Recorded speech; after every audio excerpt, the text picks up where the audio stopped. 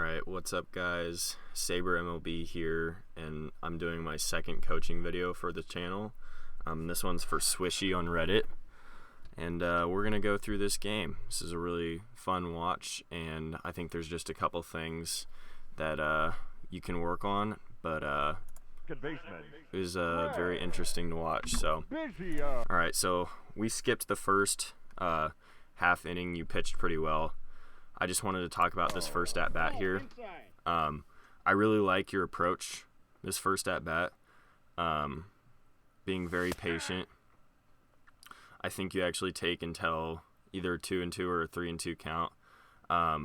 With my leadoff guys, especially throughout the first couple innings, I'm really trying to be patient and not swing until 2 strikes, or at least not swinging first pitch. So you do a really good job right here.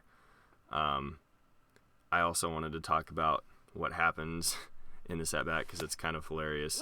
So yeah, you do a great job, get yourself in a 3-2 count with your leadoff hitter. And then you put a pretty good swing on this ball.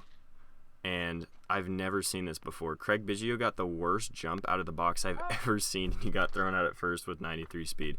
So that's just unfortunate, but overall, I think that's a great first at-bat, and you take a good approach to the whole first inning. So let's get into some pitching stuff.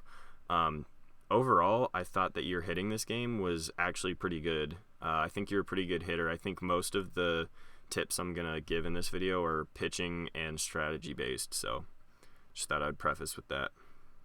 Let's go to 350.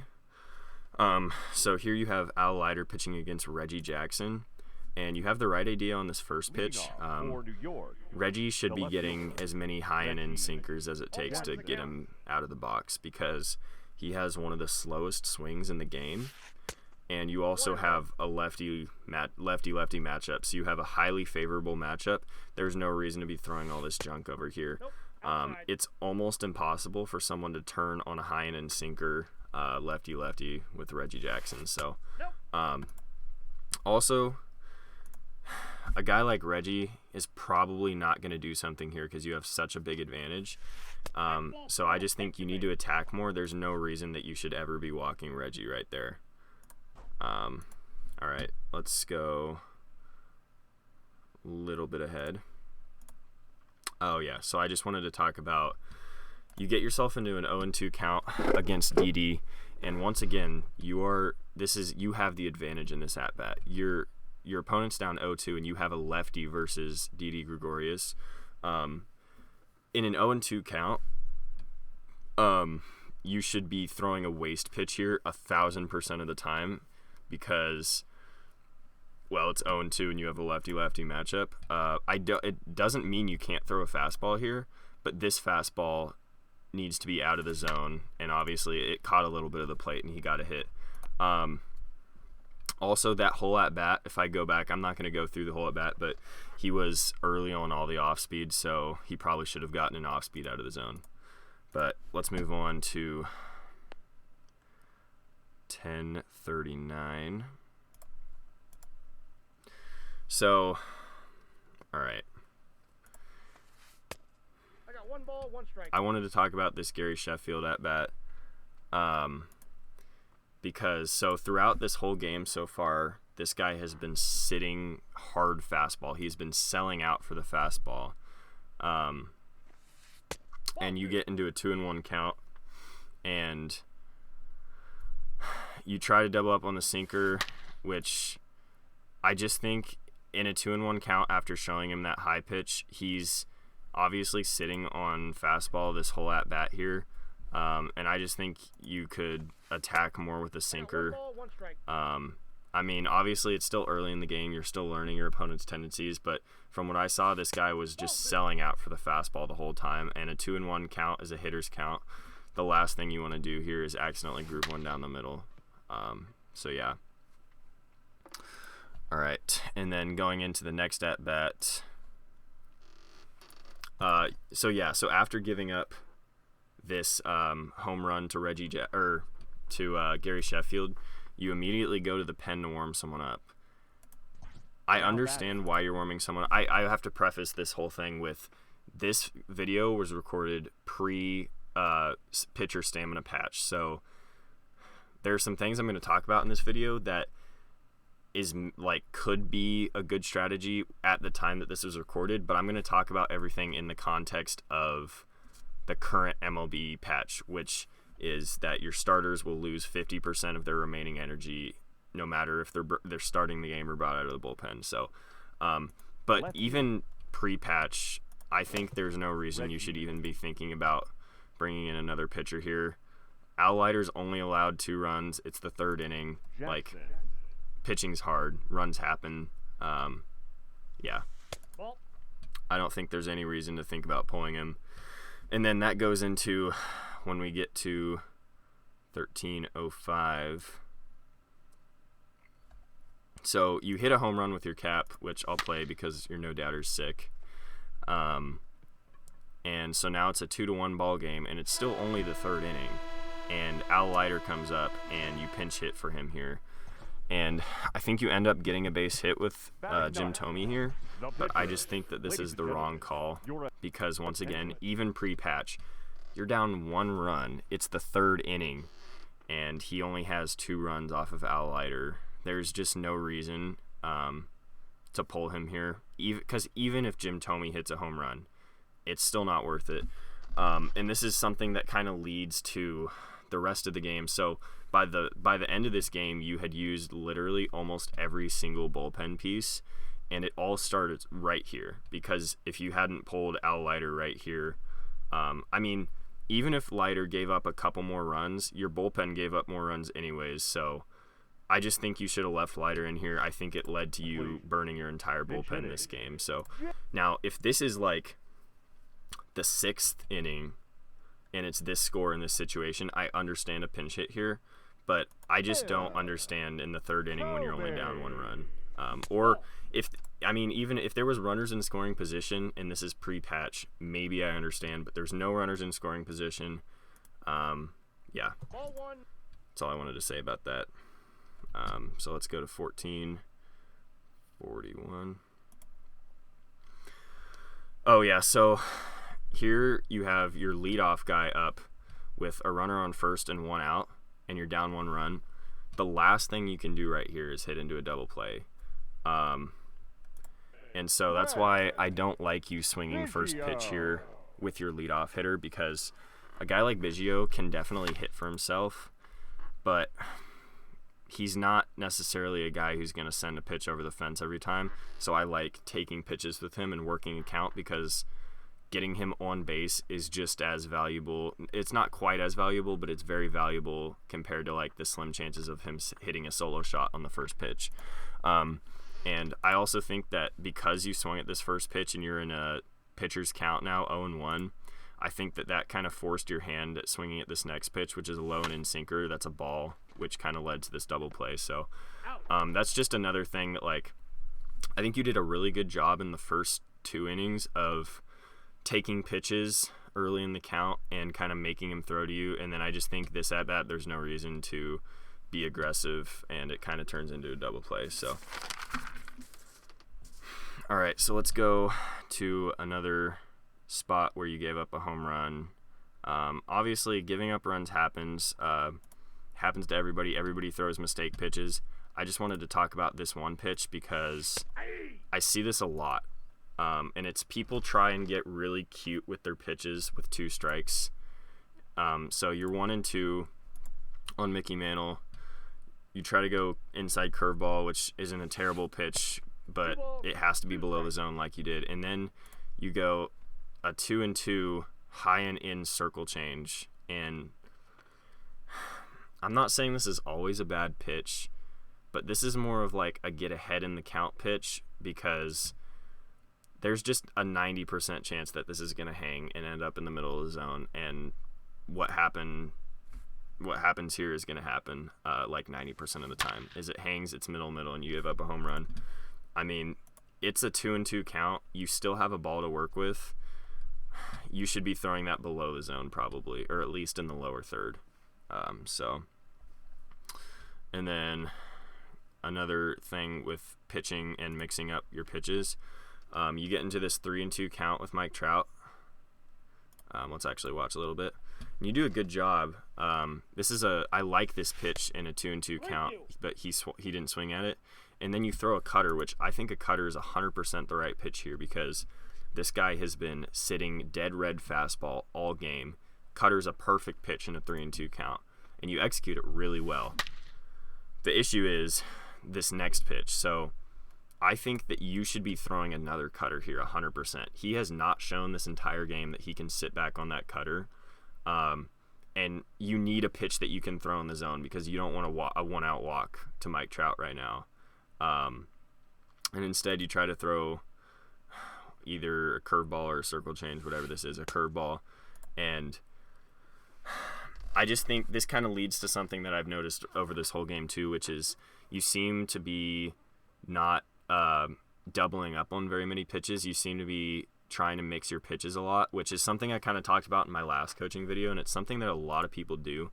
A lot of people think that to pitch effectively in this game, you have to mix your pitches up a lot, and that's just not true. So throughout the first 2-3 innings, mixing up your pitches a lot, going back and forth between slow and fast is a really good idea. But then once you figure out where your opponent's timing is at, and just by watching this video, I can tell your opponent is sitting dead red 100%, then you need to kind of pitch off of your opponent's tendencies. So, like, you can easily double up cutter there, and I think there's no way that he's going to hit it fair. So that's just something that throughout the game I just kind of noticed is you don't like doubling up on pitches, and that's something that a lot of people need to do more often. There will be times where I'll throw 4 of the same pitches in a row, and if my opponent is not going to adjust to it, then it's going to work out. So that's what I wanted to say. And then this walk ends up coming back to bite you really hard. So now you have Gary Sheffield up, which Mike Trout has reverse splits. So Mike Trout's a lot less scary than Gary Sheffield, which is another reason that you shouldn't have walked Trout. And then you go behind in the count 2-0 to Gary Sheffield, and I noticed that this happens a lot, and I do this myself, and it's pitching scared because you're down in the count. So this is like very much a hitter's count. Like, obviously you don't want to groove him one here, and you do a good job of putting this on the inside corner, but then it's this next pitch that I don't agree with. Yeah, so you go inside fastball 2 times in a row in still a hitter's count, and as I've discussed before, this guy's sitting fastball all the way, and it just seems like you're pitching scared, where you are more scared of being behind in the count than him hitting the ball. In this case, like, I would rather try to hit the black and maybe throw a ball here, like with a cutter instead of a 4-seam middle in, or even attacking him outside right there. If you know he's sitting 4-seam, outside fastballs are a good option because you'll get a lot of rollovers. So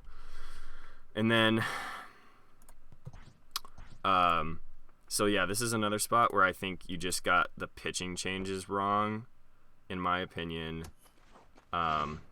So it's the 5th inning. It's a 5-1 game. I understand why you're going to the bullpen here, but let me see if I can pause it where it shows the next guy's up. But the problem is, so you have Reggie at the plate, and then Didi is on deck, and you go to your bullpen, and you bring in a cold Raleigh Fingers to face 2 lefties in a row with 1 out in the inning. I think that 100% of the time you should be leaving in Cole Hamel here, at least to face Reggie. You have 2 lefties coming up in a row. That means this guy's at a huge disadvantage, just because lefty-lefty hitting is really hard, and especially to have 2 in a row, and you have a lefty on the hill, even though his confidence is a little low because you just gave up a 2-run home run, 100% you should be leaving Cole Hamels in there because you have the matchup. Also, I almost will never bring in a pitcher cold out of my bullpen because their confidence is way lower than if they're warm. So you end up, I think it doesn't end up coming back to bite you here, but just thinking about matchups and also not bringing in pitchers cold, that's kind of what I had to say about this. And then we'll go to 35. And like I said, a lot of this stuff is just situational, like knowing when you have to throw strikes, knowing what strikes to throw in certain counts, and like this is just another example of, I'll talk about it a lot this game, and it's walks that walks in times where you should never be walking someone. So this is another one. It's Reggie Jackson, and you have Billy Wagner on the mound. You need to be attacking Reggie Jackson because you have a huge advantage right here. Reggie has a super slow swing, and Billy Wagner throws really hard. And this at-bat ends in a walk. And a leadoff walk is also the worst thing that you can do to start an inning. Puts you at such a huge disadvantage, and it kills your pitcher's confidence. And I just think that if the only way you're going to be able to throw strikes is throwing fastballs down the middle, I think you should be doing that to Reggie Jackson here, because the chances of him hitting it are very slim compared to the chances of him getting on base by you walking him, if that makes sense. Just that needs to be, you need to be challenging him here. Yeah. So then we're going to skip a little bit ahead again to 44-39. Ball one, no strikes. 44-39. What am I doing? So this is more of just like a tip about a specific pitcher, and it's about Rob Dibble, who I think is the best righty bullpen arm in the game. But he's only the best if you know how to use him and you know what pitches to throw. So let's start at the beginning of this at-bat. For New York, you start him off with a cutter. There's nothing wrong with that. 0-1. But then the problem is you throw an 0-1 slider here. This is just something that I've learned from using Dibble, and it's something that I think about with a lot of my pitchers specifically, is knowing what pitches your pitchers are good at controlling and when to throw those pitches in certain counts. So Rob Dibble's slider is 100% his worst pitch that he has. He doesn't have very good control in it, and it also tends to hang and go in the middle of the zone. 95% of the time with Rob Dibble, I'm throwing four-seam or cutter because there's a 10-mile-an-hour difference on those pitches, and they look exactly the same. So most games I will literally never throw his slider, and you throw his slider 0-2 here, and he hits it. And basically, Rob Dibble is only effective because he has an overpowering fastball and a cutter that is slow and looks exactly like his fastball. And you didn't throw his fastball at all in this at-bat, and then obviously that just kind of hung middle, and he didn't miss it. So, all right, and then I have one more thing, and it kind of goes along with what I've been talking about like walks and like situational like awareness, just knowing that like in this situation you're 3-1 to Didi with Aroldis Chapman on the mound, and it's a one-run ball game, and you have Ryan Sandberg on deck, right? You have the advantage because you have a lefty, an overpowering lefty on the mound, and Didi doesn't have very good stats versus lefties, and you have a righty on deck. 100% of the time, Didi should be getting a strike here. Like, it shouldn't even be close. You should be doing everything in your power to throw a strike here, and that should never be a slider. That should be some sort of fastball that you know you can throw in the zone. Then Ryan Sandberg gets a hit, and you end up getting out of it and winning the game, but that could have easily been a home run that puts him in the lead. So basically, to wrap it up, your hitting was really good throughout this whole video. I didn't even touch on it because I didn't have too many issues with it. Your situational hitting was really good. You played a really good game. You came back when you were down. So maybe there were a few spots like I touched on where you may be a little too aggressive and could have taken some more pitches, but overall your hitting was really good. The biggest issues that I saw were just knowing the situations where you need to pull your pitchers and when you need to save your bullpen or keep a pitcher in, and then situational walks like this. I noticed that you walked a lot of people, and that led to a lot of extra runs this game. And just like knowing when you have the matchup as the pitcher and when you're at the advantage, and knowing when you need to throw strikes and not give someone a free pass. So basically that's all I had to say. This is a good game. I can tell you're a good player. I think if you just work on some of this game strategy type stuff, you'll find a lot more consistency. So thank you guys for watching. I'll be putting out another video here soon. It'll probably be a Twitch highlights video, so hopefully you guys enjoyed that. And if you would like me to do a coaching video for you guys, just get in contact with me through the comments or on my stream or whatever. And I am more than happy to do that. So thank you guys for watching.